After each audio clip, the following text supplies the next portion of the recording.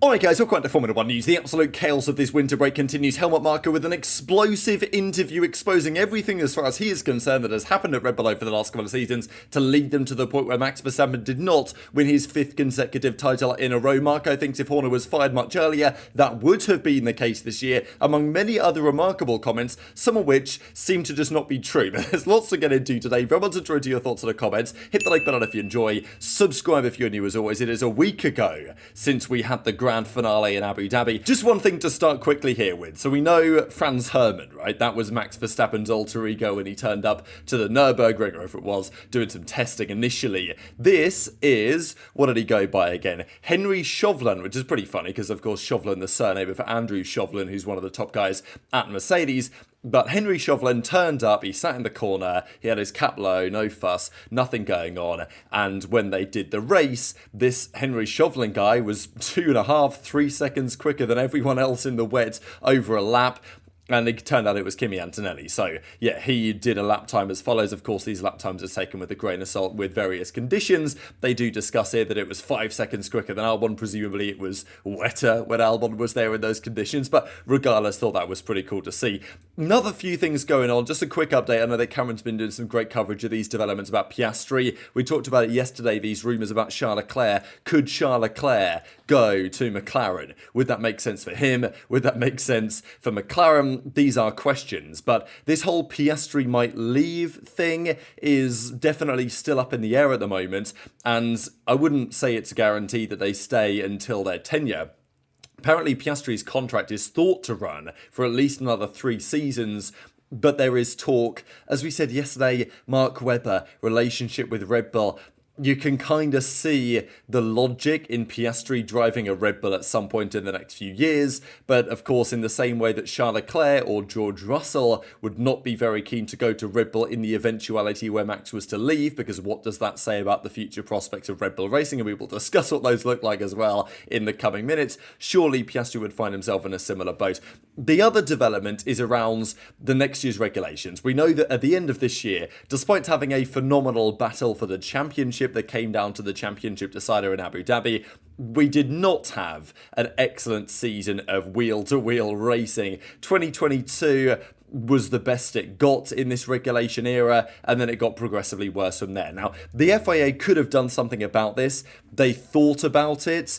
They actually tried, but the teams were like, no, sorry lads, because they have the spirit of the regulations, and what that effectively intends to mean is we don't want to produce as much data yet, but the teams will find ways to do it anyway, find loopholes in the rules so they can create effectively just more outwash. We see next year the barge boards are returning in 2026 to try and ensure the airflow comes inwards from the car rather than outwashing, because that's better for the performance of the car itself.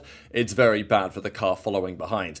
Not sure next year's cars are going to be massively better. I thought it was interesting that they talk specifically about the front wheels as they describe. I think they talk about it a little bit here, maybe it's slightly further down. The front wing end plate was originally planned to be a very in-washing device, but gradually with the ruling of how the profiles go around and join the end plate, we just didn't do a good enough job effectively, the FIA. It led to profiles being quite outwashing in that area, creating a lot of outwash. The other area they exploited a lot was the drum design of the front wheel, the furniture on the inside of it. So I don't think this is to do with McLaren and their brake cooling and all of that, but it could be somewhat relevant. But the FIA basically admit, yeah, they got us, right? And look, it's expected. You got thousands of employees for these 10 and now 11 Formula 1 teams trying to find loopholes. You got a handful of guys at the FIA trying to make the regulations. It's a recipe for exploits to be found, and that will be the case, of course, going forwards as well. They will try to prevent it as always. But let's talk about some of this 2026 related drama. Max actually doubled down on his thoughts. We know that he said the other day, if he was driving that McLaren, that title would have been won a long time ago. Now, Max is going to say, well, why would I not say that? I believe that to be true. Max says, you know, if I'd have been in a McLaren, I'd already be in Tokyo, he said, or whatever. But that's just a fact. That's not meant to be annoying, not even consciously or unconsciously. And I love how he says, it's just such an interesting dichotomy here, right? Because he says, it's just a fact, no one has to agree with it, but that's how I feel about it, that's my opinion. Some people won't like hearing it, but that's not my problem ultimately. I'm not trying to provoke anyone, but when someone asks me something, I usually just answer. So, I love how he says, it's just a fact, and then like a sentence later he says, that's my opinion. Obviously, we know what he means by, it's just a fact. It's just a funny turn of phrase that he said, it's a fact that I would have won in the McLaren. And okay, you don't have to agree, which, if it's a fact, you do have to agree because it's a fact. So he then does clarify, okay, that's my opinion, right? Rather than a fact. But still, of course, people are going to have their thoughts on this. Look, does anyone doubt that he would have won the title in the McLaren? No. Would he have won it significantly earlier? That depends on multiple factors. I think it also depends on who his teammate would be in this hypothetical scenario. We've talked about that before as well. 2026 though, Honda, they currently make the Red Bull engines, kinda. I mean, they kept on going even though we thought they were quitting the sport. You guys know how it is. But next year, they are partnering specifically with Aston Martin. And who knows where they're going to be, because of the key Mercedes challenges, we're expecting the Mercedes to have the strongest power unit, although currently nobody really knows. How competitive is the Aston Martin going to be? It would be a surprise if they were massively behind the curve on an aerodynamic perspective. Yes, their simulator tools might not be as good. That's what Newey said. But you've still got Adrian Newey, right? So surely he'll have come up with some ideas. It will, however, be maybe not entirely engine-dominated regulation sets, but certainly more than we currently have. The last few years, pretty much everything has been based on the aerodynamics and the suspension and all of that type of stuff. The engines, at least at the top teams, have been pretty much the same. Next year, that's not going to be the case. We can be pretty clear about that. There is a growing feeling that Honda could be extremely competitive. I think there were questions recently about the reliability of those engines. Of course, for Mercedes, they are trying everything they can to make sure their reliability testing is very strong. They've been excellent on this point in this regulation cycle up to now. I mean, not even in this regulation cycle, since 2014, effectively, when the turbo hybrids first came into effect. That changes next year to a quite significant extent, but fundamentally the internal combustion engine components aren't drastically different. They're just getting rid of the MGUH component, which recovered energy from the heat of the turbo.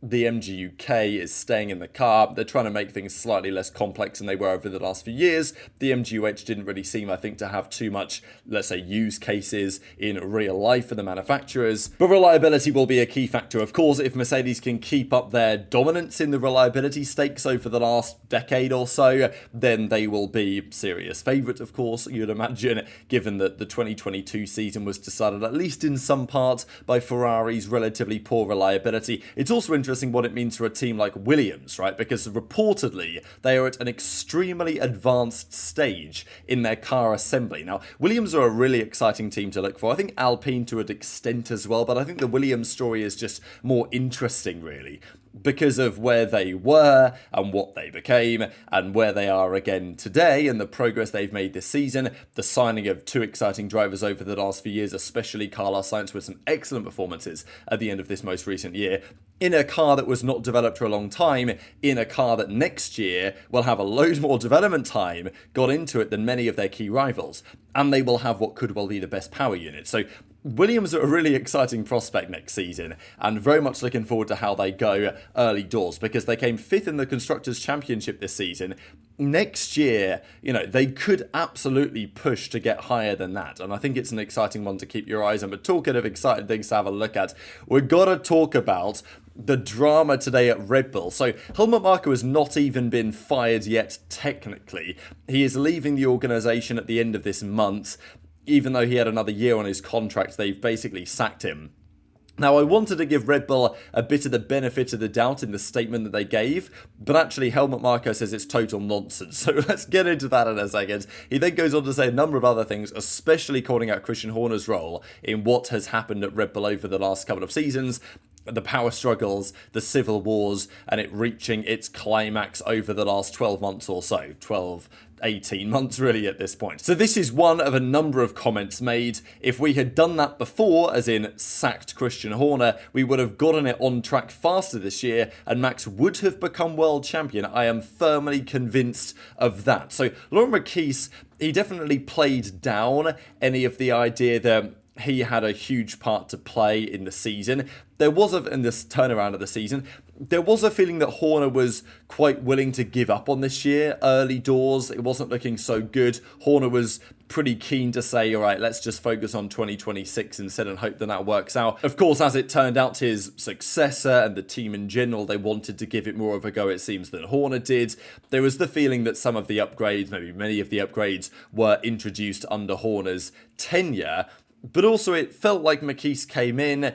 He, from maybe an engineering perspective, helped the team understand or at least ask the right questions, I think was often said about, okay, how do we find performance with setup and other factors that Horner was either unable or unwilling in large part to do. So Marko thinks that they would have won with Max if Horner was sacked earlier. Now, Horner probably, Marko would say this about Horner, given that clearly they have not been the best of friends for some time. So this is what his quotes have to say, and it's quite remarkable. I don't want to go into too much detail, which is the classic Helmut Marko thing that he says before he goes into more detail than he probably should. But I will say, now he's been fired, now he's been sacked, now he's no longer with Red Bull as of the next couple of weeks. He is off the leash, baby. He is going to say whatever he likes. I haven't read that press release full of nonsense, which is hilarious, because they come up with this press release that basically said, oh, it's been such a pleasure to have Marko on board over the last 20 plus years. We will miss him greatly. I'm so sad that he decided to resign and all of this. And I wanted to give Red Bull the benefit of the doubt in the sense that I think we all knew that he'd been sacked, basically, been fired. They decided that his time is up and they're moving on internally in the team. But I was of the opinion that it is plausible that Marko feels the team has moved in a direction not aligned with what Dietrich Mateschitz would have wanted. He feels it's a rather different organisation to how it used to be. And as a result, he at least in some part decided to step away, which would make their press release and their comments somewhat valid. But Marko says, no, everything they said, total nonsense. I'm going to tell you how it is. Let's just say a lot has changed within the team in a short time. You think you know people well, but ultimately that turns out to not be the case. No, I really won't say any more. So he was like, I'm not going to say much. Let me just say this. Okay, now I'm actually going to stop on that point. Now, I think what he's getting at here is because, as we're about to see in the coming minutes, he defended the Austrian side of the business from a Christian Horner and Thai side of the business attack. That was the way that Marko saw it.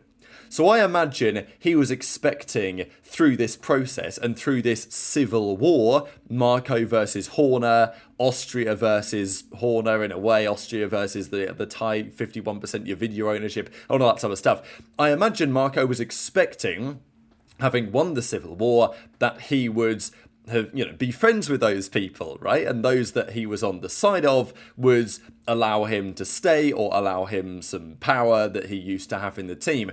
But I think what he's getting at is that, well, he did what he could to protect what he saw as the best interests of Mateschitz in the organisation, and yet he's been sacked for it anyway, at least in the grand scheme of things. Now, he goes on to say this interview is all over the place, right? There are some things in here which are, I don't know if you could consider them to be true, but true to your perspective. Max said we would see each other soon because he had to give him a phone call. I think he was planning to meet Max and tell him in person because he hadn't told Max that he was leaving before the finale to not distract him. But they did have the phone call, and he said it was an emotional phone call, given the bond that they have had. Together with Mateschitz, I founded Red Bull in 2005. We appointed Horner as team principal, and I was there as a supervisor. The power was essentially always in Austria, we decided. I remember a party in 2022 before the Austrian Grand Prix. Dietrich Mateschitz was there, but he was not in good health. Christian came up to me and said he won't make it until the end of the year. Pretty good prediction because I believe he died in October 2022. But this is the Horner chess player at work. From that moment on, he started cozying up to Shalom Yovidya, right, the 51% Thai owner. When Mateschitz passed away later that year, he did everything to take over Yovidya's support on behalf of Austria, as it were, and really Dietrich Mateschitz, his great friends. I did everything to prevent that. So I think this is where the feeling that having won that war, and in Marko's opinion, protected the interests of Austria, he's now been sacked anyway, right? I imagine he feels a certain type of way about that. This final part, though, is especially remarkable. So he also made the comments on if they had not sacked Horner, well, when they did and they'd sacked him earlier, they would have got away with it and Max still would have won. But those last years with Horner were not pleasant. Dirty games were played. Now, we saw this especially over the last couple of years. Marko would say something, Horner would say something else, and there would be this whole battle and it would come out through the press. In many respects, it's kind of a miracle that they won in fashion that they did. Maybe it was a hangover, really, from their success in 21-22 before all this drama really kicked off. But the fact that they still had like such a dominant machine in 23 and then 2024 they won as well, despite, you know, Newey leaves, all these other things are happening behind the scenes, is clearly absolute chaos internally. And it's interesting to hear everything that we talked about at the time in hindsight getting exposed in greater detail. This, though, was remarkable. Do you remember when I was rumoured to have said during Sergio Perez's time that Mexicans are less focused than Dutch or Germans? That was fabricated, perhaps by them, as in Horner. Just like the rumour I supposedly spread in 2024 that the development of our engine was behind schedule and therefore we would lose Ford as a sponsor, which I also do remember those comments being circulated. Marko says, I never said that, but Horner wanted to use that to get me suspended, and that was really the start of their internal power struggle. But Max then said, I ain't having any of that, so Marko's not going anywhere, right? But, you know, let's just spend a little bit of time thinking about this, right? Because I know that ChatGPT isn't especially reliable, but I did find a couple of comments on this as well, and I was like, okay, where did Marko say this and when? Now, what he actually said, we think, so he did an interview with Service TV, which actually is right here. This is the original interview. Now, what's interesting is that as soon as he starts talking, it cuts to some like highlights of the Monza Grand Prix from that year. So, you know, maybe it's all AI generated. But I think the point is that in the original, it appears, I don't know, I thought Marko gave this interview. Now, I'm not sure he said exactly what he initially said wasn't as bad as his follow-up, right?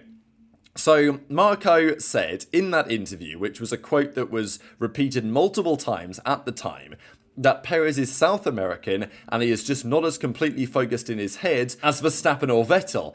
Now, he went on to say elsewhere that Perez, he had multiple children, his, let's say, focus is somewhat diverted. He probably could have saved it by going down that route. And also Mexico is in North America as a continent, right? So also there was that whole drama. Then, though, he followed up and clarified, and the clarification made it even worse, and said, I meant that a Mexican has a different mentality than a German or a Dutchman. Now, I think this might be what he is disputing, because I don't think he didn't say that to, like, in public in an interview. I don't think there's a video recording of that. The original comment, I believe he does say, but the follow-up, it appears that maybe Horner and his, wizards in the media or something cooked up something against him there. But, like, this was the original, interview. And there's a German in the replies who says that basically what he said, well, it was one of his better weekends, Perez. We know that he has problems in qualifying. He has form fluctuations. He is South American. So, I get it. It's like, he did say it. I mean, as I say, I was given a little defense of the way that he went on to position it with regard to the mentality of, Verstappen, who at that point was not a father, right? And all that stuff. But, okay, the original comment is still pretty bad and was understandably criticised at the time. He's not as focused as Max or Sebastian Vettel. And that's what he said. And then there was the follow-up and there was all the drama. But, I just... Was that totally manufactured by Horner, what he said there?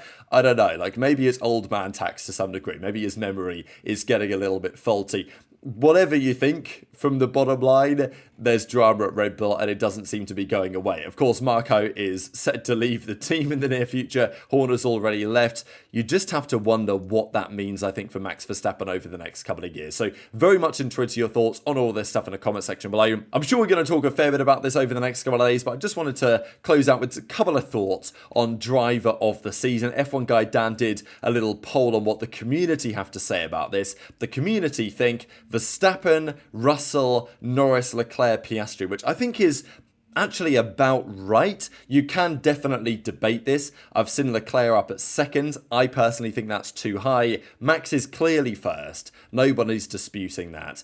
I think Russell, I would probably argue, is clear second. If you look at the whole season, You would argue Norris, Leclerc, Piastri. I think you can go on those drivers. Maybe there's other debates as to maybe somebody else could be second instead. I think this is the order that I would probably put it in. I know that's going to be pretty controversial because a lot of people have Piastri higher than this in the rankings, but it's a debate that we'll continue to have over the coming days. But enjoy your thoughts in the comments below anyway. Lots of drama at Red Bull, and maybe Max will get drawn into it in future too. Hit the like button if you enjoyed, subscribe if you're new, take care, and I'll see you next time.